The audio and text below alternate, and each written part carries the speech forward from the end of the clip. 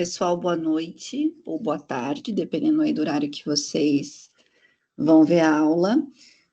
Hoje vai ter uma atividade, um evento lá na faculdade, eu fui convocada, então não vou poder estar presencialmente, mas vou dar aula mesmo assim, da forma gravada. Muito importante que vocês assistam essa aula. Ela é uma aula de extrema importância. Como eu expliquei para vocês lá no começo, a gente está trabalhando a fisiologia conforme as ordens de prioridade, então a gente viu o sistema nervoso, e agora a gente vai ver um segundo comando aí, que é o sistema hormonal, que faz todo o conjunto de ativações e respostas do nosso organismo aí junto ao sistema nervoso, tá bom? Lembrando que esse tema cai no simulado, tá? Esse sistema endócrino, sistema visceral, sistema nervoso visceral e parte do sistema cardíaco, que eu vou dar semana que vem. A prova de vocês vai ser no dia 4 de novembro, terça-feira. Então, essa semana eu tô dando sistema hormonal, semana que vem eu vou começar a dar sistema cardiorrespiratório. E aí o simulado já é no dia 4, tá bom? Vejam a aula, assistam a aula, no final vai ter uma atividade de fixação para vocês lá no Sava, essa atividade vai valer ponto, tá? Para eu saber também quem assistiu a aula e quem fez a atividade, certo? Muito importante. Ó, se vocês verem alguém latir, é a Charlotte, que é a minha cachorrinha. Espero que ela não atrapalhe a aula. Bom, vamos começar falando, então, de onde é secretado, né, os hormônios. O que são os hormônios? Os hormônios são substâncias químicas que são produzidas pelas glândulas endócrinas. A gente tem no nosso corpo, principalmente, né, a glândula pineal, a hipófise, o hipotálamo, ovário e testículos, tireoide e paratireoides. Lembrando que essa visão anterior que a gente tem da tireoide, e posteriormente a gente tem a glândula paratireoide, né, logo aqui atrás. Nós também temos o pâncreas e as suprarrenais. Em algumas literaturas, inclusive no Guyton, vai estar falando de outros tecidos também produtores de hormônio, como o fígado, a pele, tá? Mas a gente vai falar nessa aula especificamente dos hormônios produzidos por essas glândulas, tá bom? Bom, qual que é a função dos hormônios, né? Os hormônios têm a função de regulação, eles coordenam e controlam o processo de crescimento, desenvolvimento, o metabolismo e o equilíbrio interno, né? Que a gente já está falando desde o começo, que é a homeostase. A reprodução e a sexualidade, né? Eles desempenham papéis cruciais, tanto no desenvolvimento sexual, quanto na reprodução e na fertilidade. No humor e comportamento, então a gente viu alguns hormônios no papel de neurotransmissores na aula de neurologia, sistema nervoso, que influenciam no humor, na motivação, no estresse e outros aspectos do comportamento, tá bom? E metabolismo de energia, né? Controla o gasto energético, a forma com que o corpo vai utilizar os nutrientes que foram fornecidos, como a glicose, a proteína, o carboidrato, tá bom? Ele também vai fazer esse controle de como vai ser utilizado. Então, dando um spoiler aí, como a gente já falou aí do sistema de função hormonal e comportamental, a gente já sabe que a ligação neuronal é feita através de uma sinapse química, né? Então, vamos falar um pouco da classificação dos hormônios, né? A gente tem vários tipos de hormônios, então a gente tem a maior cadeia, que são os hormônios peptídicos e proteicos, eles são compostos de cadeias de aminoácidos, incluem proteínas, polipeptídeos e outros hormônios também. Função deles, aí tem uma função bem vasta no metabolismo, que é metabolismo de energia, apetite, gasto energético, a homeostase da glicose, no caso da insulina, por exemplo, O crescimento e o desenvolvimento, a gente vai ver isso principalmente no hormônio GH, né, que acelera o crescimento, tanto dos órgãos quanto dos tecidos, tecido ósseo, tecido muscular. Reprodução, igual eu falei, né, ele desempenha um papel na função reprodutiva. Sistema nervoso, na regulação de humor, memória, resposta ao estresse. E sistema imunológico, né, tem ação antimicrobiana, ação de combater patógenos e reduzir as inflamações, tá? E além da homeostase do cálcio, né? Quem faz a regulação da homeostase, né, da quantidade de cálcio no nosso organismo, são as paratireoides, que são as glândulas ali atrás da tireoide, igual eu falei para vocês. A gente tem um distúrbio no organismo chamado hipercalcemia, que é o excesso de cálcio no nosso organismo, no nosso sangue. O que causa isso, né? Isso pode ser um câncer, né, um tumor de paratireoides, que desregulou essa glândula e está faltando regulação de cálcio. Às vezes falta cálcio nos ossos e sobra cálcio na corrente sanguínea. Então, a gente vai ter aí a hipercalcemia, que traz vários problemas aí para a saúde, inclusive osteoporose, né? Se está secretando muito no sangue, vai estar faltando ali para a construção óssea. E os hormônios peptídicos, pessoal, eles são produzidos pela hipófise, pela tireoide, a paratireoide, igual eu falei para vocês, e lá na via embrionária, pela placenta, principalmente os hormônios reprodutores ou de vias sexuais, tá bom? Bom, nós temos os hormônios esteroides, né, que são todos derivados, do colesterol, e eles são hidrofóbicos. A gente vai explicar mais ou menos como é essa relação dos hormônios esteroides das nossas células, tá? Mas é importante que vocês saibam que é um hormônio derivado do colesterol e que ele não entra em contato direto com o sangue, porque ele é hidrofóbico, né? E o sangue é feito, em maior parte, de água. Tá bom?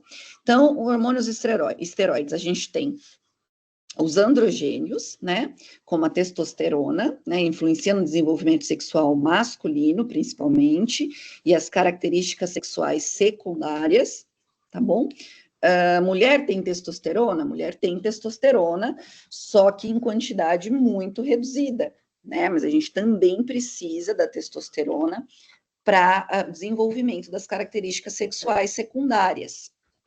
Por isso que se você tiver um uso excessivo de testosterona, você vai ter sim um ganho de massa muscular, uma diminuição de gordura corporal, mas também você vai ganhar características masculinas por conta da intervenção desse hormônio, tá? O contrário acontece com os hormônios femininos, né? Como o estradiol, né? Os estrogênios aí, né? Eles colaboram para o desenvolvimento e as características femininas.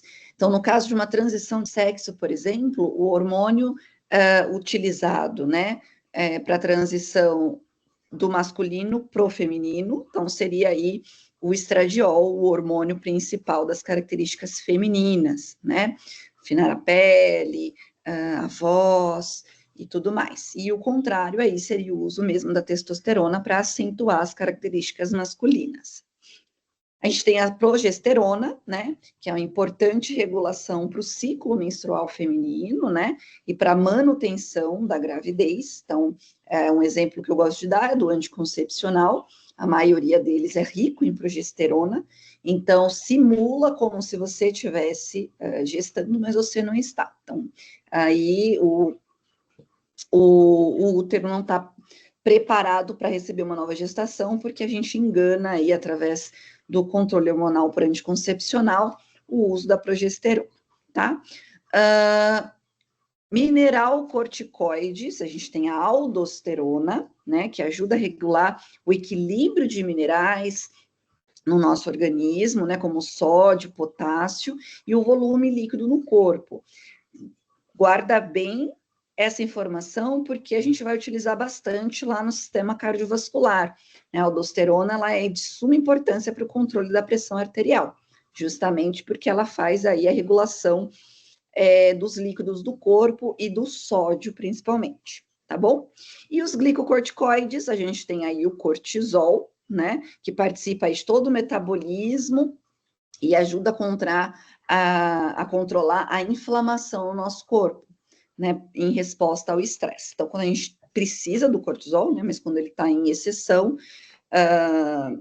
em excesso, desculpa, quando ele está em excesso, a gente vai ter um alto nível de estresse, provavelmente associado. Os hormônios esteroides. Então, vamos ver por onde que esses hormônios são produzidos, né? Eles são produzidos pelas suprarrenais, aí no caso da aldosterona e do cortisol, tá? Ovários e testículos, a gente vai ter a produção dos hormônios sexuais, esteroides sexuais, testosterona, estrogênio e progesterona. E na placenta, como ele faz parte da manutenção do gestacional, a gente tem a progesterona sendo produzida lá pela placenta. Hormônios derivados do aminoácido tirosina. O que é a tirosina? A tirosina é um aminoácido que é precursor, ou seja, a primeira célula que gera importantes hormônios neurotransmissores aí do corpo humano. Então, a tirosina, ela é a matéria-prima para a produção desses hormônios, que são os hormônios da tireoide, né? A tirosina é essencial para a produção de hormônios da tireoide, que a gente vai chamar de tiroxina, né? Mais conhecida como T4, tá? Que é o principal hormônio aí produzido pela tireoide, e a triodotironina, que todo mundo conhece como T3, ninguém fala esse palavrão, geralmente é a T4 e a T3, os principais hormônios produzidos aí pela tireoide, né, que é uma forma mais ativa do hormônio da tireoide, até 4 vezes mais ativa que a T4, é aí a T3, tá bom? E as catecolaminas. As catecolaminas são hormônios e neurotransmissores, lembra deles lá do sistema nervoso, a dopamina, que ativa a motivação, prazer, recompensa, atenção e coordenação motora, a adrenalina, ou epinefrina, conhecida como hormônio da luta ou fuga, lembra que a gente tem a liberação de adrenalina junto com a noradrenalina, ou norepinefrina, que atua no hormônio de estresse também como neurotransmissor. Então, as catecolaminas, elas são hormônios do trato neurológico, tá? Então, a gente vai ter aí sinapses químicas desses hormônios no nosso organismo.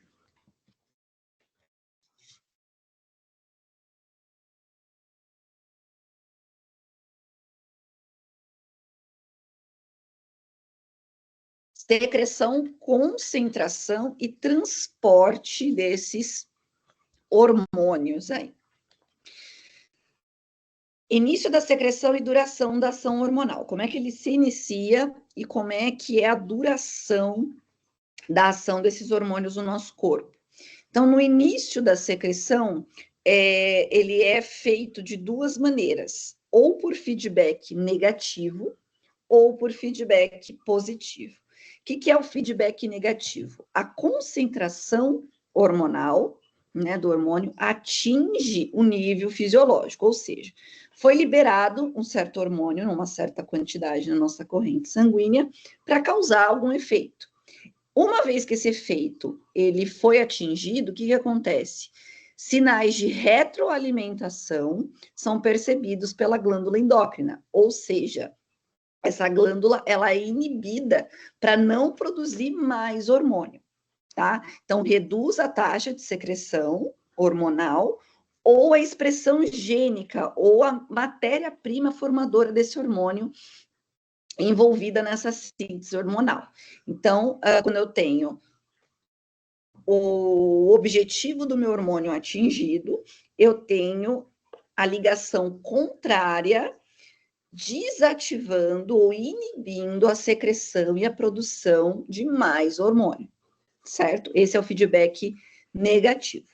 O feedback positivo é a concentração de hormônio quando ela atinge o seu objetivo fisiológico, a liberação provoca uma resposta no tecido-alvo, que estimula mais a produção de hormônio. Ou seja, quanto mais o hormônio se encontra ativo no organismo, mais é acionado o tecido para que produza mais hormônio.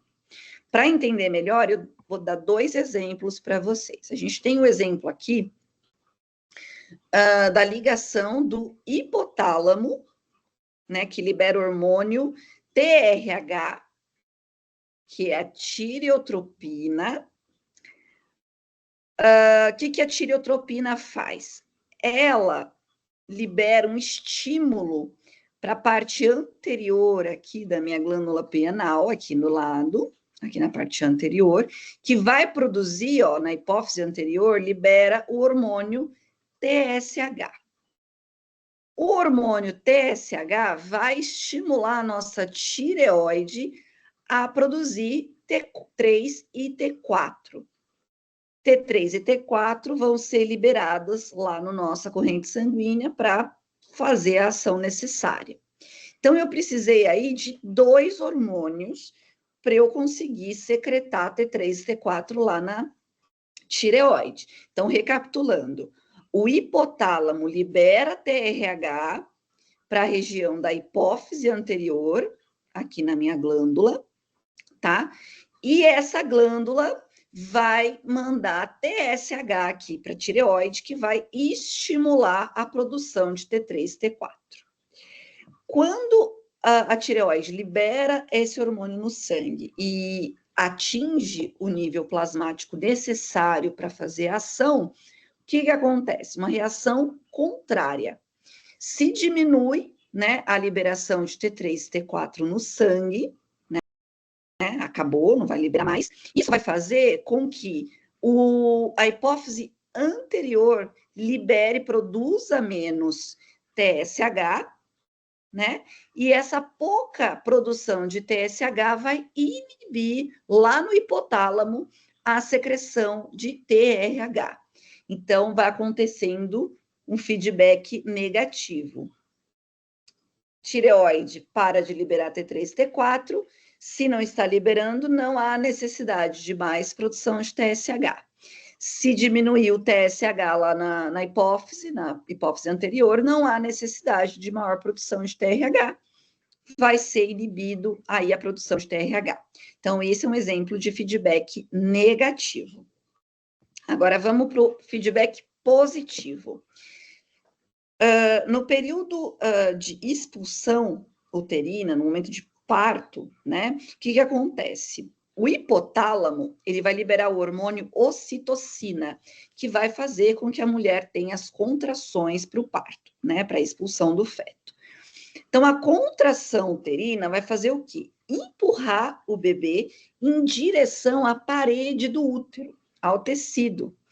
E o estiramento causado por essa compressão do feto na parede do útero vai fazer com que ocorra mais liberação de ocitocina. Ou seja, a ocitocina faz com que tenha um mecanismo dentro do útero que vai fazer com que as suas paredes sejam pressionadas e produzam mais hormônio ocitocina. Então, esse seria um feedback positivo.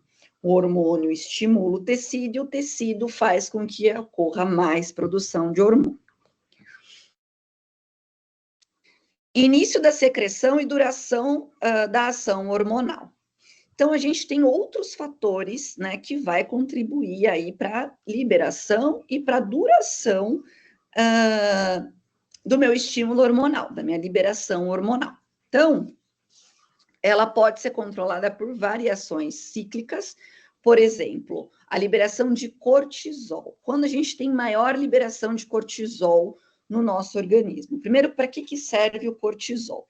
Cortisol é um hormônio, pessoal, para a nossa vida ativa, né? Então, para que a gente acorde, tenha disposição, tenha atenção, consiga trabalhar, estudar tudo, é liberado cortisol no nosso organismo, que é um hormônio estimulante, certo? Quando ele é liberado? De manhã, né? Então, aqui no meio da nossa cabeça, a gente tem uma glândula chamada glândula pineal, e ela é a nossa antena de luminosidade. Então, quando a gente está em contato com a luz do dia, essa glândula pineal, ela é estimulada e a gente tem a maior produção de cortisol durante o dia, certo? O pico de cortisol, ele vai a partir das 7 às 9 horas da manhã, principalmente. Por isso que é importante não dormir muito até tarde, porque a gente perde essa produção importante de cortisol, um hormônio importante aí para o nosso dia. Quando escurece, né, quando fica escuro, essa mesma antena detecta, né, que escureceu e a gente começa a ter a liberação de melatonina, que é um hormônio responsável pela qualidade do nosso sono, qualidade e manutenção do nosso sono. Sono é extremamente importante, né? A gente tem toda a reparação hormonal, neuronal, reconstrução óssea, muscular, tudo à noite. Então, a gente precisa ter um sono de qualidade, por isso que a melatonina é liberada durante a noite. Por que que é importante, quando a gente vai dormir, não ter nenhuma luzinha acesa, por mais que seja a luzinha da TV, do computador? Por quê? Porque a nossa glândula pineal, ela é detectada independente da gente enxergar ou não essa luz. Então, se eu tenho um estímulo luminoso durante o meu sono, né, a minha glândula não sabe se é de noite ou de dia, ela responde à luz. Então, vai interromper a produção de melatonina e provocar o aumento de cortisol em momento errado. Então, isso atrapalha muito o nosso sono, a nossa qualidade de sono. Por isso que é importante deixar realmente muito escuro o nosso quarto. E quando a gente quer ter uma boa disposição, né, durante o dia, o que é importante fazer? Deixar a luz entrar no nosso quarto, né, na nossa casa, para que poder a nossa glândula perceber que é hora de liberar cortisol, é hora de acordar, certo? Outra coisa que libera hormônio é a alimentação, né? Então, quando eu tenho aumento, né, eu ingiro um alimento, eu tenho um aumento do nível de glicose, eu vou ter o quê? Liberação de insulina, né? O pâncreas, parei de comer, o pâncreas vai diminuir, né, a transformação aí da glicose em insulina. Então, quando a gente come, né, a gente tem hiperglicemia, um pico glicêmico, porque é liberado, né, pelo nosso pâncreas a insulina, e quando a gente fica muito tempo sem comer, a gente fica muito tempo sem ação da insulina, é o que a gente vai chamar de hipoglicemia, né, a gente tem pouca glicose ali no nosso sangue, logo a gente vai ter pouca produção de insulina, também é uma variável feita aí nas condições normais do organismo, lógico, né? Lembrando que na fisiologia a gente está falando de um organismo 100% saudável. Lá na fisiopatologia a gente vai ver como esses hormônios atuam em patologias, como a diabetes, por exemplo. E o transporte plasmático? Como é que esses hormônios transportam pelo nosso corpo? Então, a gente tem os hormônios hidrossolúveis, que são transportados pelo sangue, né, como os peptídeos e os proteicos, e os hidrofóbicos, que a gente tem os hormônios esteroides, por exemplo, que vão ser ativos diretamente no tecido, como a gente vai ver daqui a pouquinho.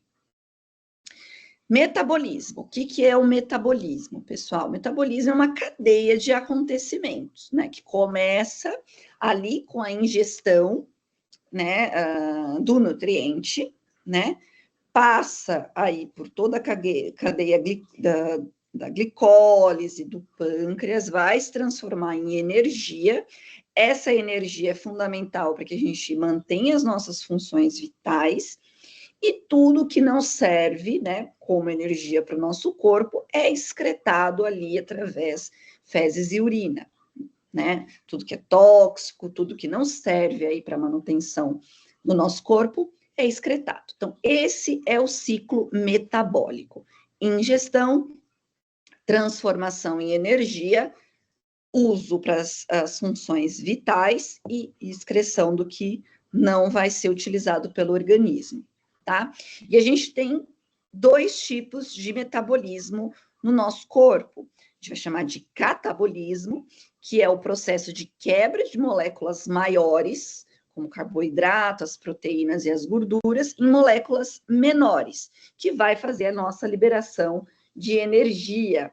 E a gente tem o anabolismo. O que é o anabolismo? É a construção de moléculas maiores, mais complexas, como tecido muscular, por exemplo, a partir dessas moléculas menores.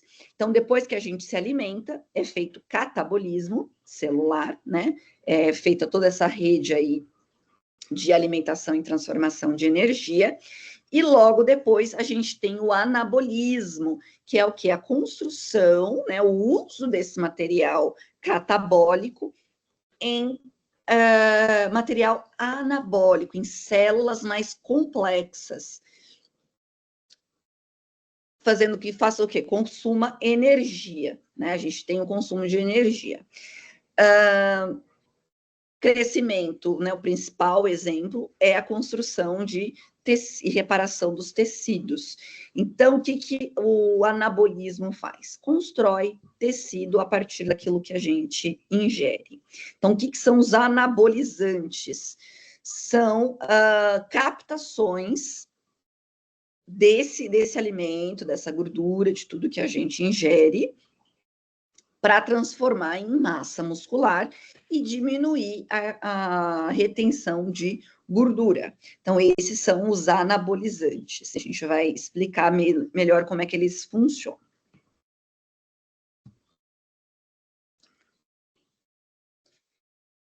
Célula-alvo e a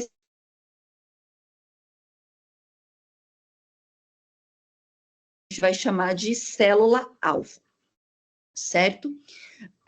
Então, o hormônio, ele funciona como um sinal de rádio. Para que o sinal de rádio chegue no seu rádio, eu não sei se vocês escutam rádio ainda, vamos supor, televisão, mais fácil. Para o sinal da televisão, né, vir lá da antena e fazer com que o seu canal de streaming aconteça, né, para que a imagem se forme, eu preciso o quê? De um receptor de canal, né? Antigamente era chamado de antena, né? Recebia o sinal do rádio da TV e aquela antena que fazia a captação gerava a imagem. O hormônio é a mesma coisa. O hormônio é esse sinal e o receptor, né, lá da célula alvo, é a antena que capta esse sinal e se transforma na ação hormonal esperada, tá? Só que a ligação do hormônio e do receptor hormonal é como uma chave e uma fechadura. Determinado hormônio só é ativado se for o receptor específico para aquele hormônio. Se for outro receptor, não vai funcionar. Então, eu preciso de um receptor específico para o hormônio. Quando esse tecido tem esse receptor específico, a gente vai chamar esse tecido de tecido-alvo para determinado hormônio. Então, se vocês olharem aí, a gente tem o hormônio A, tá vendo? E aqui a célula alvo para o hormônio A. E aqui, hormônio B, célula alvo do hormônio B. E temos células, tecidos, que eu tenho os dois receptores, tanto para o neurônio A quanto para o neurônio B. Então, nós temos, o que me importa é ter o receptor no tecido. O tecido só se torna um tecido alvo se eu tenho receptor para aquele determinado hormônio.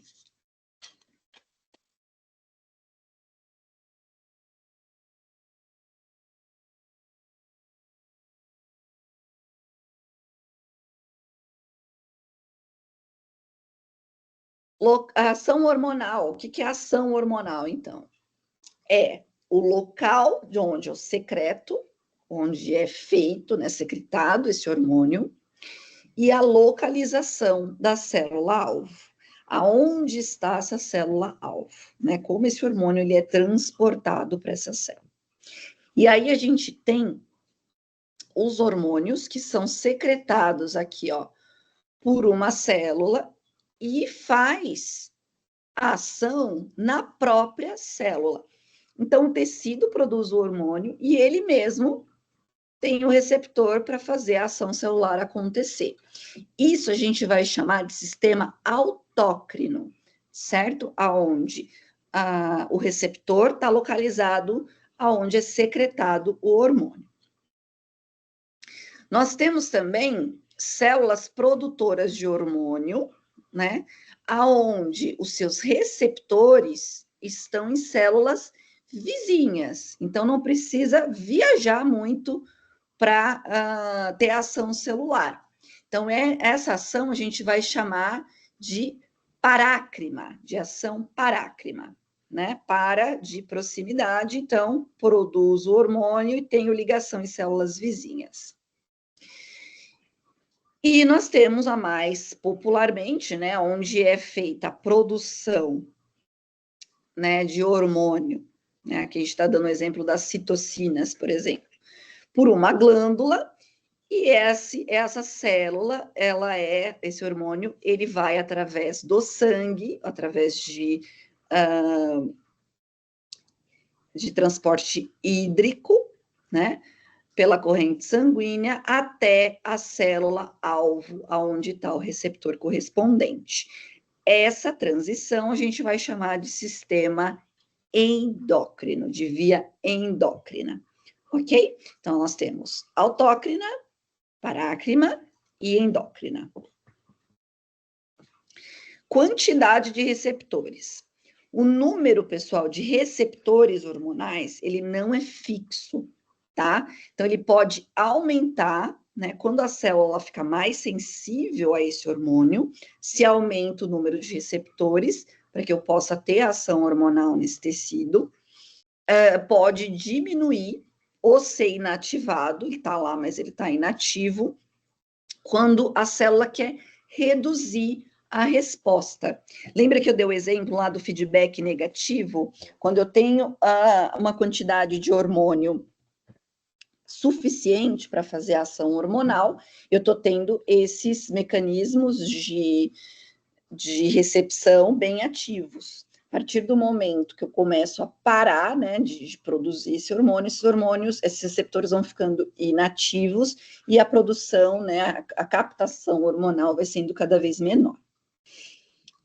E isso depende da necessidade do organismo, né? Como a gente viu lá nos feedbacks positivo e negativo. Quanto mais o organismo precisa, mais receptores ele vai ter. Localização dos receptores. Os receptores lipossolúveis, né? Que são hidrofóbicos, geralmente, olha lá. Testosterona, hormônios da tireoide, são lipossolúveis. Eles se encontram dentro, aqui no citoplasma da célula, dentro da célula, certo?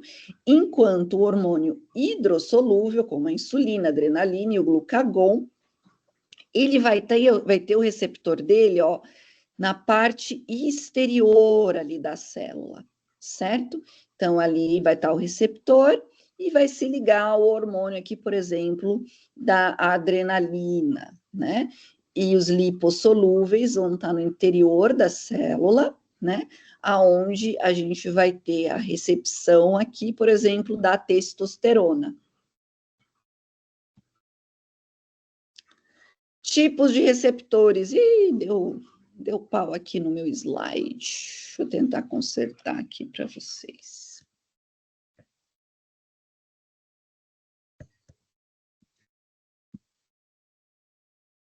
Eu estou aqui, só vou sair um pouquinho para tentar consertar aqui.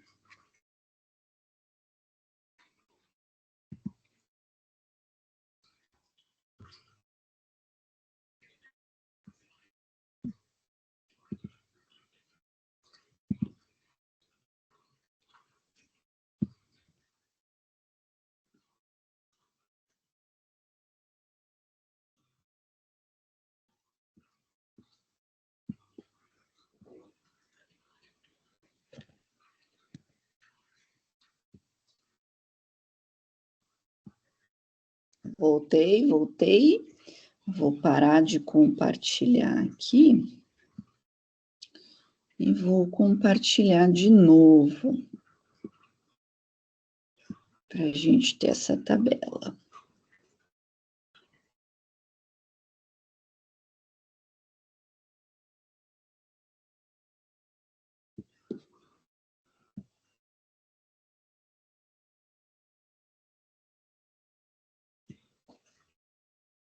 Não está funcionando. Aqui.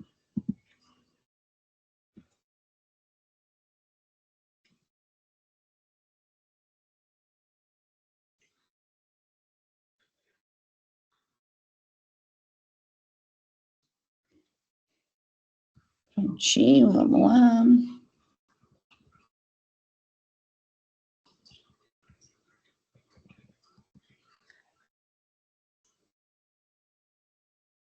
Foi.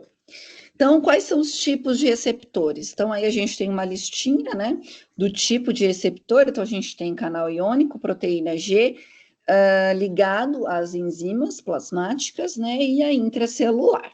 Então, aonde fica? O canal iônico fica na membrana celular, né, nós temos o exemplo aí da dopamina e da serotonina, e a ação principal é a abertura ou fechamento de canais para íons, lembra lá da nosso potencial de ação. Então, aqui, né, o canal iônico, ele se fecha ou ele se abre para que ocorra o potencial de ação, o estímulo da célula. A proteína G, né, ela fica também lá na membrana celular, a gente tem exemplo da adrenalina e glucagon, e ativa enzimas mensageiras. Ligados à enzima, né, também fica na membrana celular, a gente tem insulina e a leptina, e ativa reações químicas intracelulares. E as ligações, os receptores intracelulares ficam lá no citoplasma da célula, né, no núcleo. A gente tem o exemplo de hormônio como a testo, a T3 e T4, que são hormônios da tireoide, e ativa e regula proteínas. Vamos dar um exemplo aqui. A adrenalina, por exemplo. A adrenalina, ela pode causar efeitos diferentes. Ela pode causar efeitos em diferentes partes do corpo e de maneira diferente, né? Porque ela se liga a 2 tipos de receptores. Então, em alguns vasos sanguíneos, ela vai fazer a vasoconstrição, em outros, ela vai fazer uma vasodilatação. Ou seja, o efeito do hormônio vai depender do tipo de receptor. Não depende do hormônio em si, tá? E sim do tipo de receptor, do local aonde tá esse receptor, certo? Transdução de sinal ou sinalização celular. Então, aqui a gente vai ver o caminho que o hormônio faz lá para a célula, tá?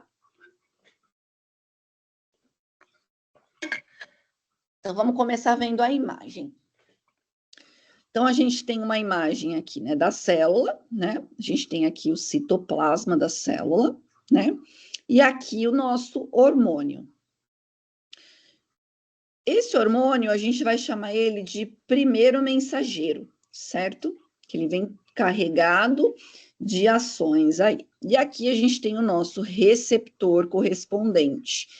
Nesse caso aqui, ele é o quê? Hidrossolúvel, pode ser uma insulina, por exemplo. Por quê? Porque eu sei que é hidrossolúvel, porque o receptor está na região externa da célula. Se ele fosse lipossolúvel, ele estaria no interior da célula, aqui no citoplasma, certo? Então, a gente tem aqui o receptor hormonal. Quando esse primeiro mensageiro é captado pelo receptor, ele vai se conectar a uma enzima. Essa enzima, ela vai liberar o quê? Energia, ATP, logo aqui dentro já da célula, tá? Então, o hormônio se conectou à enzima, a enzima, junto com o hormônio, formou ATP. E vai ser acionado o que a gente vai chamar de segundo mensageiro. O segundo mensageiro, pessoal, é o responsável por levar esse hormônio até a resposta celular, até a ativação da resposta celular, certo? Então, esse hormônio é captado aqui pelo segundo mensageiro, tem sua proteína quinase ativada, né? Ele ganha uma potência e tem a resposta celular. Então, cada etapa do sinal, ela ativa diferentes partes da célula. Então, ela gera respostas variáveis. Então, ela pode produzir energia, ela pode liberar enzima, tá? Então, quanto mais o hormônio entra na célula, mais uma cadeia de acontecimentos vai acontecendo, tá? Então, ser amplificado, ou seja, muito mais forte do que é transmitido. Então, quem faz essa amplificação é o segundo mensageiro. Ele vai funcionar como um alto-falante aí da mensagem hormonal. Então, a mensagem hormonal vem pequenininha. Quando chega no neurônio mensageiro, no segundo mensageiro, ele vai amplificar a reação desse hormônio. Então, o que a gente entende? Quanto mais o hormônio entra dentro da célula, do tecido, maior vai ser, maior ele vai ficando em potência de resposta. Então, vou dar o exemplo da adrenalina de novo. Então, quando a adrenalina ela age no fígado, ela ativa o processo de quebra de glicogênio, né, que a gente já conhece, e forma o armazenamento da glicose, certo? Mesmo uma única molécula de adrenalina, né, pode fazer o fígado liberar cerca de 10.000 moléculas de glicose. Então, olha a potência que tem uma molécula de adrenalina. Quando ela entra no tecido do fígado, ela potencializa a sua ação e faz com que o fígado produza 10.000 moléculas de glicose. Então, essa ação ela é amplificada.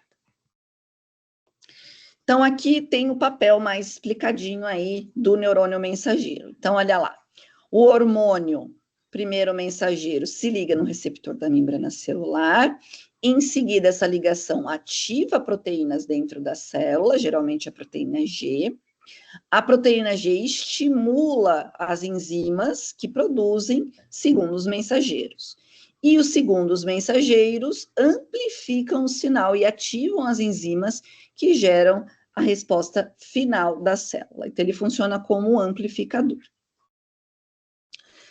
Controle dos alvos metabólicos e da resposta celular. Então, as enzimas, elas são como máquinas. Então, o hormônio entra na célula e entra em contato com a enzima. E quem vai fazer todo o trabalho acontecer são as enzimas, né? Que fazem parte aí da célula-alvo, parte aí do metabolismo, né? Então, quando o hormônio age numa célula, o que ele controla? Ele controla o trabalho dessa enzima. Então, ele entra em contato com essa enzima, carregado de informação, e vai direcionar essa enzima para o que ele quer que aquele tecido responda, entendeu? Então, ele ajusta o ritmo e as reações químicas. Então, é como se o hormônio fosse o gerente e a enzima fosse o trabalhador ali. Então, ele vai mandar uma mensagem, mas quem vai fazer o trabalho duro ali, o grosso mesmo da ação celular, é a enzima. E a gente tem dois tipos de controle enzimático, né? Controle hormonal sobre as enzimas. A gente tem um controle rápido, que a gente vai chamar de controle enzimático, hormônios que agem de forma rápida nas enzimas, tá? Ou ativando essa enzima, ou inibindo essa enzima, tá? E o que acontece nesse controle rápido? A gente tem a regulação alostérica, onde o hormônio muda a forma de enzima, alterando a atividade enzimática, ou seja, a atividade dessa enzima atua mudando. Modificação convalente, a enzima recebe ou perde grupos químicos, como fosfatos, para realização da ação. Alteração estrutural, né? A enzima é de um formato natural e a ação hormonal faz com que ela mude de forma. e ativação pró-enzimas, ou seja, as enzimas inativas, quando em contato com esse hormônio, são ativadas, né, a mercê da necessidade do corpo. Então, elas ficam lá inativas, quando o nosso organismo precisa, os hormônios vão lá e ativam elas rapidinho. Então, esses são os 4 tipos de controle enzimático, que é um controle, né, do hormônio sobre a enzima de maneira rápida, ou ativando essa enzima, ou inibindo essa enzima. E a gente tem o controle lento, que a gente vai chamar de gênico, de controle gênico. Quem faz esse controle? Hormônios esteroides, hormônios da tireoide e hormônios de fatores de crescimento. Então, eles atuam diretamente, lembra que eles ficam dentro lá da célula? Eles atuam diretamente no DNA da célula. Então, eles ativam ou desativam genes, tá? Aumentando ou diminuindo a produção de proteína por esses genes. Então, enquanto a gente tem a ação enzimática, que rápida, a gente tem uma ação mais lenta dos hormônios da esteroide, tireoide e GH, né, que são os hormônios do crescimento, agindo na forma gênica ali da célula, lá no DNA da célula. Agora a gente vai começar a falar de como essas glândulas, elas conversam entre si, tá? Para que a gente tenha resposta hormonal. Então, a gente vai começar falando do eixo hipotálamo-hipófise e a função aí do GH, que é o nosso hormônio de crescimento, certo? Então, aqui, dando uma relembrada na anatomia, a gente tem o hipotálamo, né, lá no nosso cérebro, né? E aqui, ligado pelo pendúculo hipofisário, que é essa cordinha, a gente tem a hipófise aqui embaixo, certo?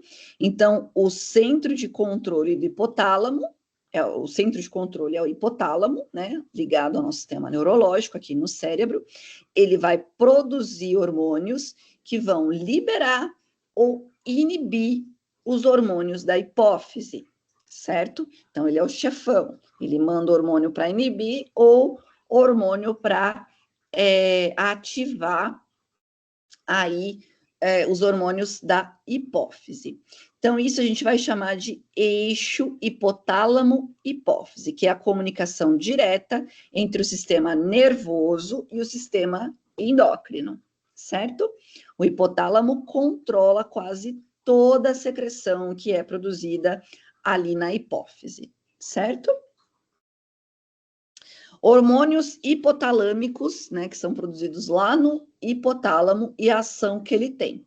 Então, a gente tem o TRH, que a gente viu naquele exemplo, que estimula o TSH lá da tireoide, né? A gente tem o GNRH, que estimula LH e FSH, que são funções reprodutivas.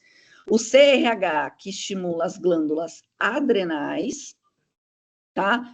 Suprarrenais, na produção de adrenalina, na produção de noradrenalina. A gente tem o o GHRH, que estimula o hormônio de crescimento, o GH.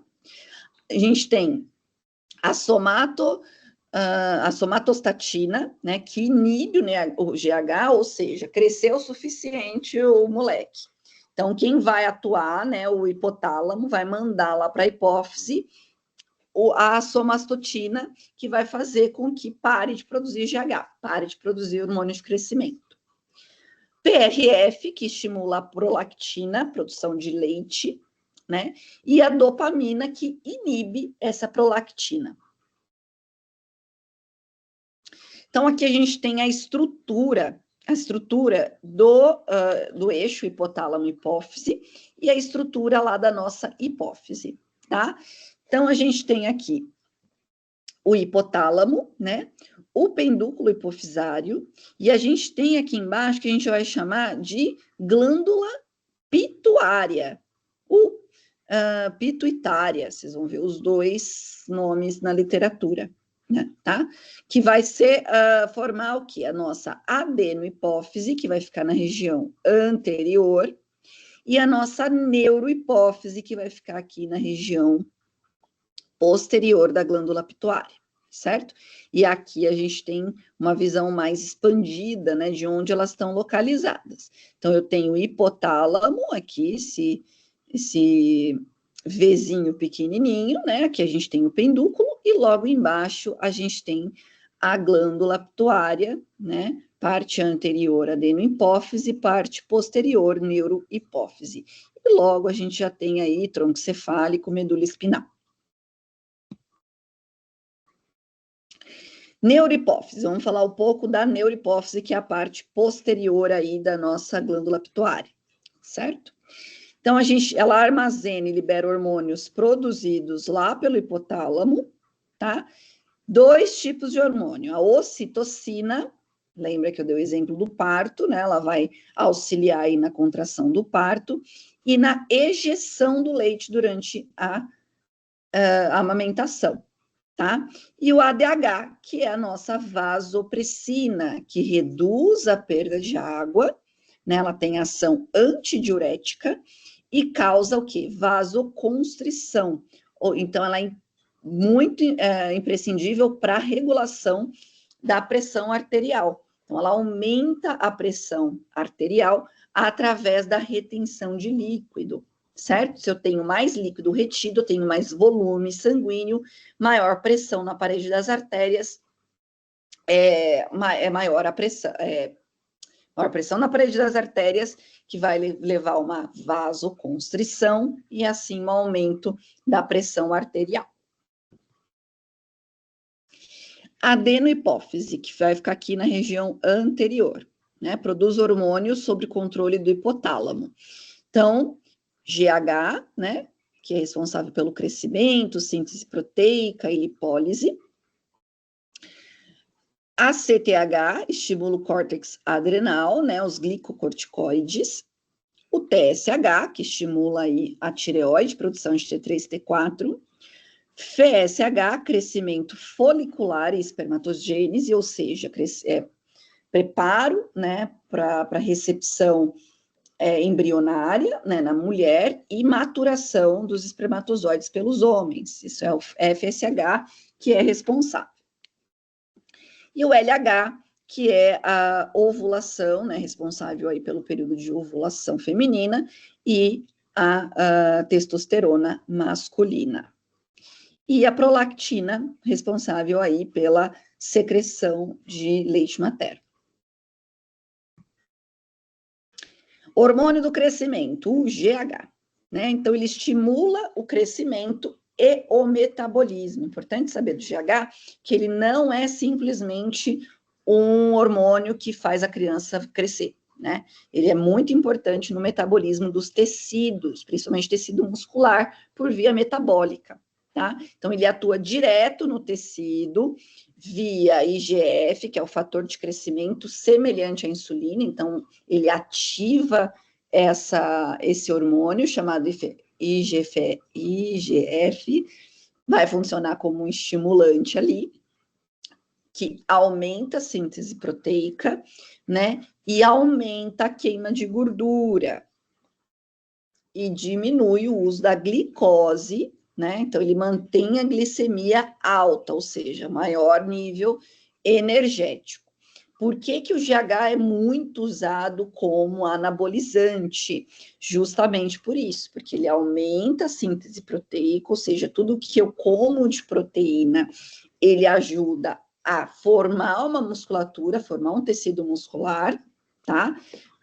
Ele aumenta a queima de gordura, justamente porque ele não usa tanta glicose, então ele vai usar a gordura como primeira fonte de energia, mantendo ali a glicemia em alta. Então, é tudo de bom aí o GH, né? Pena que faz tão mal para o fígado, para todo o organismo, sistema cardiovascular. Mas se usa muito o hormônio GH como anabolizante para atividade física, né? Justamente por conta disso, aumentar a síntese proteica, fazer com que eu tenha aumento de volume de massa muscular, aumentar a queima de gordura, para usar a gordura como fonte primária de energia, e manter o meu nível de energia alto, porque ele não vai usar glicose para quebra e transformar em ATP, certo? Efeitos metabólicos do GH lá, transporte, né, sobre as proteínas, aumenta o transporte de aminoácido, então aumenta a síntese proteica e diminui a degradação das proteínas. Então a proteína ela vai servir exclusivamente, praticamente, para a construção de tecido muscular. Sobre os carboidratos, né? O que ele faz com os carboidratos? Diminui a captação de glicose pelos músculos, aumenta a glicogênese, né? A produção de glicose, e aumenta a glicemia, vai ter mais energia disponível para o crescimento. Então, lembrando que aqui a gente está falando de um organismo saudável, no momento ali onde, na puberdade, a gente está tendo aquele estirão de crescimento, os homens um pouquinho mais, porque tem mais concentração de GH do que as mulheres, mas é nesse processo que o GH funciona. Então, ele aumenta a síntese proteica, né, para que eu tenha uma formação óssea, uma formação muscular grande, né, dos tecidos. Ele faz todo o mecanismo de uso dos carboidratos para me fornecer mais energia, né, para eu ter um crescimento mais eficiente, e atua sobre a gordura, aumentando a queima de gordura, que a gente vai chamar de lipólise, certo? E isso faz com que aumente o uso de ácidos graxos como fonte primária de energia. Né? Então, esse é o processo do metabolismo de GH durante o processo de crescimento. O que aumenta o GH? Né? Aumenta a secreção, a produção de GH. Jejum, né? Exercício, sono profundo, por isso que falam que as crianças precisam, os adolescentes dormem tanto, não é desproposital, é por conta dessa produção de GH, né? Que acontece durante o sono da criança, tá? E baixa de glicose no sangue. E o que diminui a secreção de GH? Alta glicose, obesidade, idade avançada, conforme a gente vai ficando mais velho, a gente vai perdendo, né, bastante a secreção de GH, por isso que os marombas aí usam como anabolizante, tá? A idade avançada não quer dizer velhinho, lógico que velhinhos produzem muito menos, às vezes até necessita de uma reposição hormonal para manter qualidade óssea, tudo mais, mas em níveis muito baixos, né? Na vida adulta, obviamente, a gente vai ter essa diminuição de GH, porque a gente não está em fase de crescimento, né? E o uso de GH artificial. E aí entra o que eu falei do feedback positivo, negativo. Então, eu já tenho GH elevado, porque eu estou repondo de maneira artificial. Então, o maromba vai lá, repõe GH. Ele vai precisar repor GH para o resto da vida dele. Por quê? Porque o organismo vai entender que ele não precisa mais produzir sozinho, porque o nível de GH do cara está nas alturas. Então, vai atrofiando essa capacidade do corpo produzir GH de forma natural. Isso funciona não só com GH, mas com todo anabolizante artificial, né? Inibe as funções naturais da produção das glândulas. Então, as glândulas ficam atrofiadas, não produz mais testo, não produz mais GH, porque o corpo entende que já está recebendo essa fonte de fora, né, de alguma forma, e ela não precisa mais produzir de maneira natural. Vamos para outro eixo, a gente agora vai ter o eixo adrenocorticotrófico, né, que é a ligação entre hipotálamo e hipófise, mais a nossa adrenal, tá? Aqui a gente tem de forma ampliada a nossa suprarrenal, né, que fica logo aqui, ó, em cima do rim. Qual que é a função do hipotálamo, né? Vamos relembrar, libera CRH, que é o hormônio liberador de corticotropina, né, o corticoide. O CRH, que estimula a adenohipófise, né?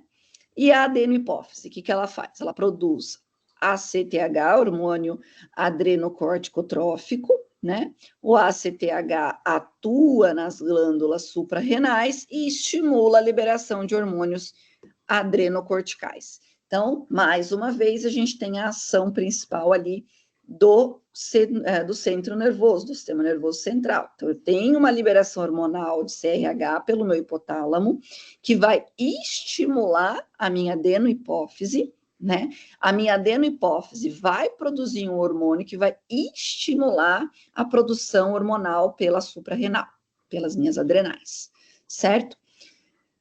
Dentro do córtex adrenal, aqui, ó, nessa região, a gente tem a produção de corticosteroides, aldosterona, cortisol e andrógenos, tá?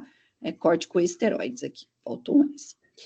E na medula adrenal, que é essa parte laranjinha e azulzinha aqui, a gente vai ter a produção de adrenalina e noradrenalina para resposta de estresse agudo, como a gente viu no sistema nervoso central. Hormônios do córtex adrenal. Então, o que a gente vai ter lá? A gente vai ter mineral corticoide, né, que é o principal hormônio aí, no caso, é a aldosterona, que vai regular sódio, potássio, consequentemente a pressão arterial. Glicocorticoide, que é o cortisol, né, controla o metabolismo e tem ação anti-inflamatória no organismo. E os andrógenos, né, que a gente tem a testosterona e os hormônios esteroides similares que influenciam aí nas características sexuais. Tudo isso produzido aí pelo meu córtex adrenal. Agora a gente vai falar de uma coisa que vocês vão ver agora, vão ver lá em sistema cardiovascular de novo, mas é de suma importância para vocês entenderem como funciona a regulação da pressão arterial através desses hormônios. Então, aqui a gente vai ter alguns hormônios até chegar lá na pressão arterial. A gente vai ter o angiotensinogênio, que é produzido, né, uma enzima produzida pelo fígado, tá? No rim, a gente vai ter a produção de renina. Quando é liberado angiotensinogênio na corrente sanguínea, a gente tem a ativação dos rins, que vai liberar renina, né? A junção desses dois vai formar a angiotensina 1. Quando eu tenho a produção de angiotensina 1, eu estimulo o meu pulmão a produzir a enzima conversora de angiotensina, que a gente vai chamar de ECA. Angiotensina 1 mais enzima conversora de angiotensina vai se transformar em angiotensina 2. E é a angiotensina 2 que vai fazer com que eu tenha o aumento da pressão arterial. Por quê? Porque vai aumentar a aldosterona, que é responsável pela retenção de sódio, fazendo com que eu tenha um aumento, vasoconstrição, aumento da pressão arterial. Então, a angiotensina se transforma em aldosterona, que é o hormônio que vai ter ligação direta com o controle da pressão arterial, por conta da regulação de sódio e potássio. Então, aqui eu tenho um resuminho para vocês. Então, vamos lá, renina converte angiotensinogênio e angiotensina 1. ECA com angiotensina 1 se transforma em angiotensina 2. Angiotensina 2 estimula a liberação da aldosterona. A aldosterona aumenta a reabsorção de sódio e de água, eu tenho um aumento da pressão arterial. Eu só consegui entender esse sistema depois comecei a minha pós-graduação, quando eu fiz esse esqueminha, porque com o desenho eu não conseguia entrar na minha cabeça como era esse sistema renina, angiotensina e aldosterona. Mas com o esqueminha eu consegui. Funções da aldosterona, né, que depois de todo esse rolê, ela é produzida. Então, aumenta a absorção de sódio e água, né, nos rins. Então, vai fazer com que eu tenha um aumento da volemia, né, reduz a perda de potássio. Então, mantém um equilíbrio hidroeletrolítico ali dentro da minha artéria, né? Do meu campo ali sanguíneo. Glicocorticoides, nós temos o cortisol, igual eu falei lá no começo para vocês. O que aumenta o nível de cortisol? Estresse, né? Aqui eu tenho um feedback positivo. O que acontece? Quanto mais cortisol eu tenho, mais estressado eu fico, mais cortisol eu produzo, certo? Regulação, desregulação no caso de sono, de rotina, né? Quando eu tenho uma alteração, durmo durante o dia, troco o dia pela noite, eu também tenho aí um aumento do meu cortisol por conta da desregulação de melatonina e cortisol.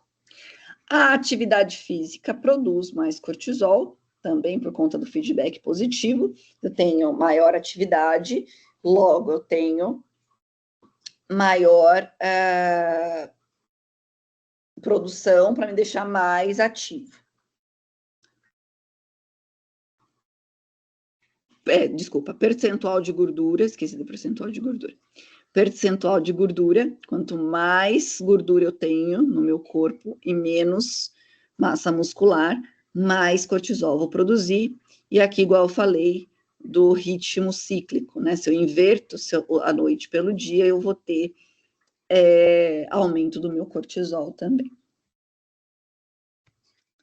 Funções metabólicas do cortisol. Cortisol é corticoide, tá, gente? Então, a gente tem essa produção aí. Então, eu tenho os lipídios, né? O sistema de lipídios, então vai aumentar a lipólise, que é a liberação, aumento da gordura para a liberação de ácidos graxos, tá? E glicerol. Nas proteínas, eu tenho a quebra de proteínas e liberação de aminoácido. No fígado, eu tenho aumento da glicogênese e da cetogênese, ou seja, eu tenho mais glicose e corpos cetônicos liberados no meu sangue para se transformar em energia. E a energia, né? Mantém a glicemia e fornece energia em situações de estresse.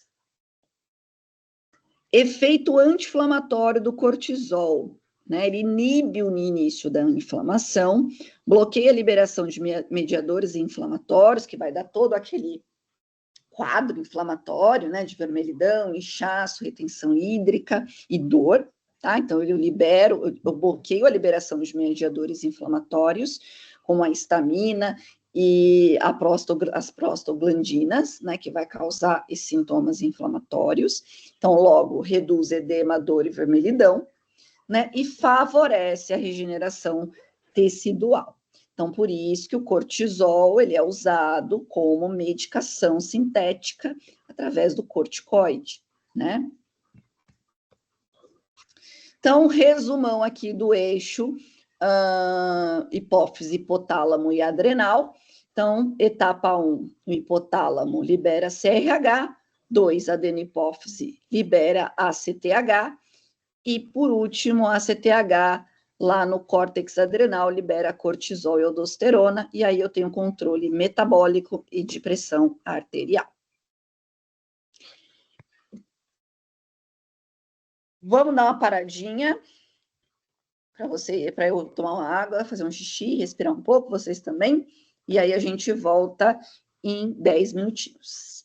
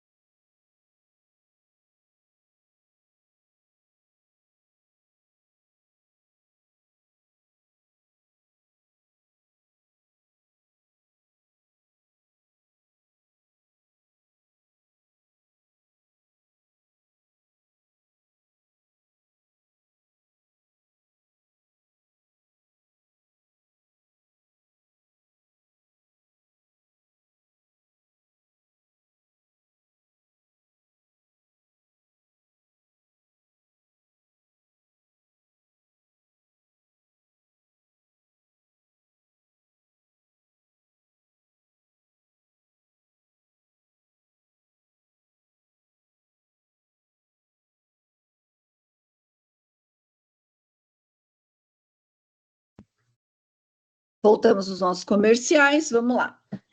Reta final aí, tem bastante coisa, né, gente? Eixo hipotálamo, hipófise, tireoide. Então, a gente tem aí, nesse eixo, a atuação, de novo, do hipotálamo, adenohipófise e tireoide.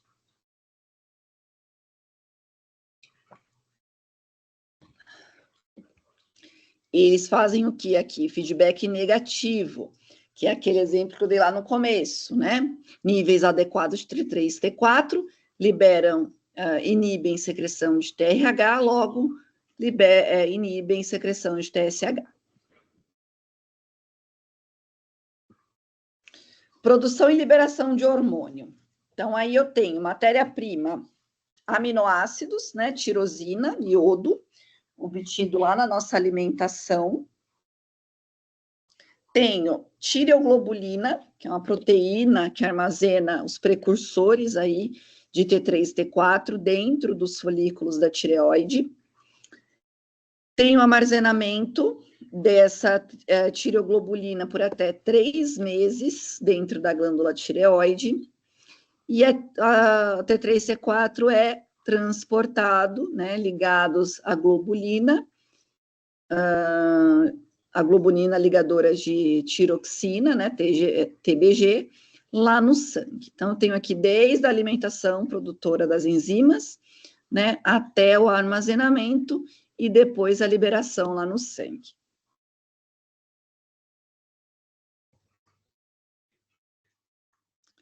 Mecanismo de ação. Então, atuam em receptores nucleares, né, regulando a expressão gênica. Lembra que ele é lipossolúvel, então altera a expressão gênica. Se é expressão gênica, eu tenho qual tipo de ação? Eu tenho a ação de controle lento, controle gênico.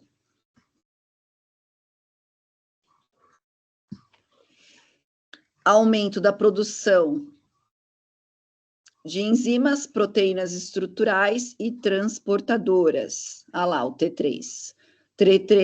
O T3 é ativo até 4 vezes mais que T4, tá? Então, eles que recebem, né, eles são receptores lá no núcleo das células, lembra que a gente falou da ação dos receptores, e regula aí a ação desse hormônio dentro da célula, aumentando a produção de enzima, proteína e as vias de transporte. Efeitos metabólicos, né? Aumenta a taxa metabólica, o gasto energético, os hormônios da tireoide. Maior consumo de oxigênio, produção de calor, a termogênese. Aumenta o número do tamanho das mitocôndrias, então logo faz com que eu tenha aumento da produção de ATP para gerar energia. Ações da insulina agora. O que a insulina faz? Quando a gente come carboidrato, aumenta a captação tecidual de glicose, aumenta a glicose e glicogênese, aumenta a absorção intestinal de glicólise. E os lipídios? Aumenta a mobilização de gordura, que a gente chama de lipólise, diminui o colesterol e os triglicerídeos plasmáticos, que é gordura ruim, e aumenta a excreção de colesterol através da bile, que fica lá na nossa vesícula biliar. Efeitos sistêmicos. Eu tenho no coração o aumento do débito cardíaco, né? Então, eu tenho aumento da frequência cardíaca, força do coração, e diminuição da resistência vascular periférica. Aumento na parte respiratória, aumento da frequência e do volume respiratório, que vai me garantir uma melhor oxigenação e maior liberação de dióxido de carbono. No trato gastrointestinal, sistema digestório, eu tenho aumento da secreção biliar, principalmente, absorção de gordura, e aumento da motilidade intestinal, que eu expliquei para vocês semana passada, que é a movimentação aí do intestino. E no sistema nervoso central, eu tenho um aumento da excitabilidade, da atenção e influência sobre humor e sono. Então, tudo isso, hormônios da tireoide atuam. Outro eixo gonadotrófico, né? Hipotálamo, hipófises, gônadas. O que são as gônadas? Ovário e testículos, tá? Então, mais uma vez, eu tenho a ação do hipotálamo, né? Que vai secretar o GNRH, hormônio liberador de gonadrofina, adenohipófise, que vai estimular que vai fazer, sob estímulo do GNRH, a liberação de FSH, que é o hormônio folículo estimulante, né?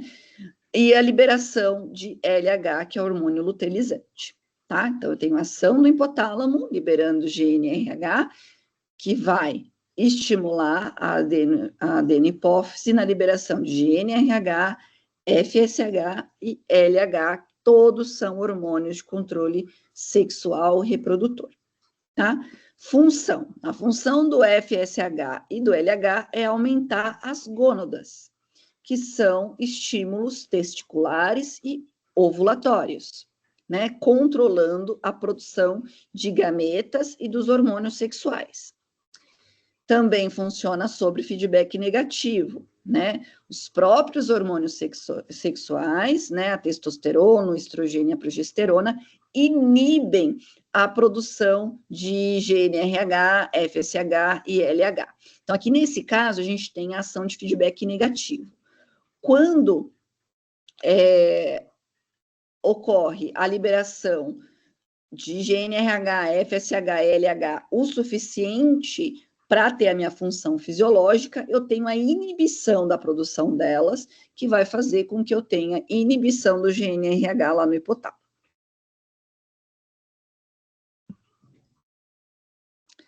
Efeitos fisiológicos. Então, o que eu tenho aí de efeitos fisiológicos dos hormônios reprodutores, das gônadas? Crescimento dos órgãos genitais, distribuição de pelos e timbre grave de voz aí para os meninos, aumento da massa muscular e óssea, o efeito anabólico, tá?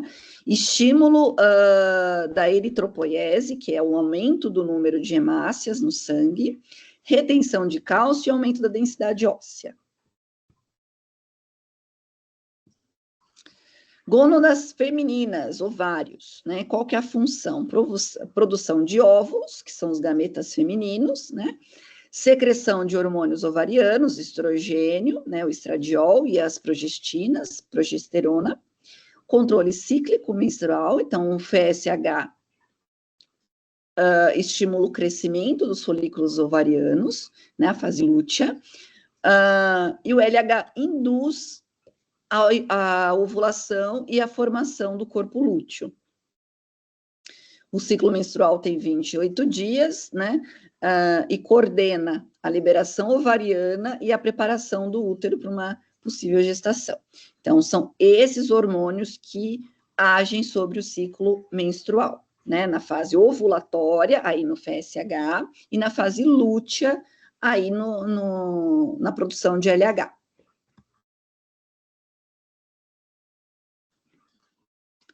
Funções dos estrogênios.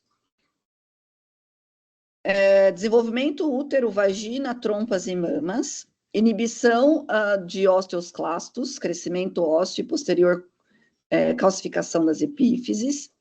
Ação anabólica moderada, né? A síntese proteica e a taxa metabólica não é tão ativa quanto na masculina. Menor pelosidade, pele mais fina e mais elástica, desenvolvimento das características sexuais secundárias femininas.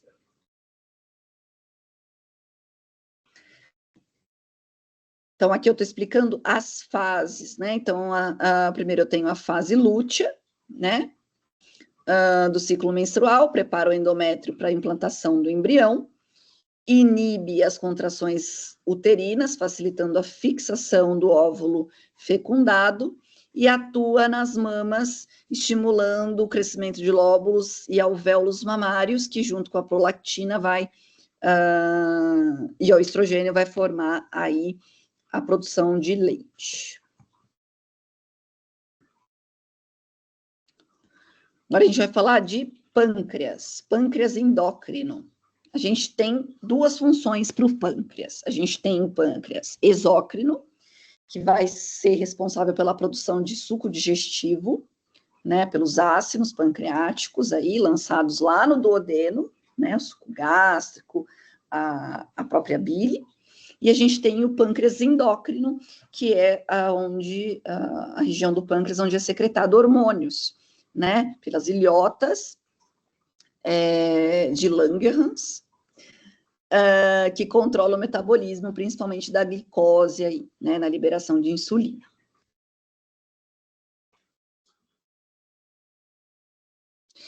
Principais hormônios pancreáticos, a gente tem a insulina, né, que é produzido por células beta, reduz glicemia, promove captação de glicose, síntese de glicogênio, lipogênese e anabolismo proteico.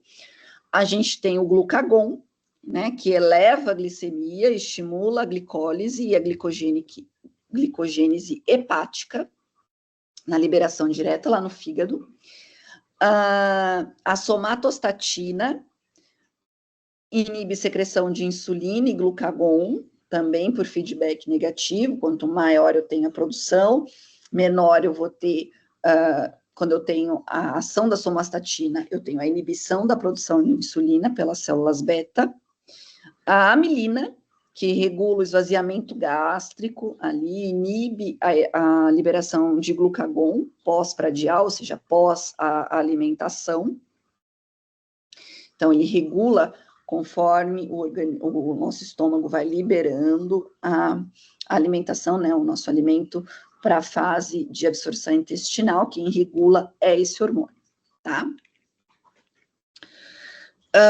Polipeptídeo pancreático, né, que modula as secreções gástricas e pancreáticas. Então, a gente tem aqui aquele caso de que as próprias hormônios produzidos pelo pâncreas agem nas células do pâncreas. Uma ação autócrina, né?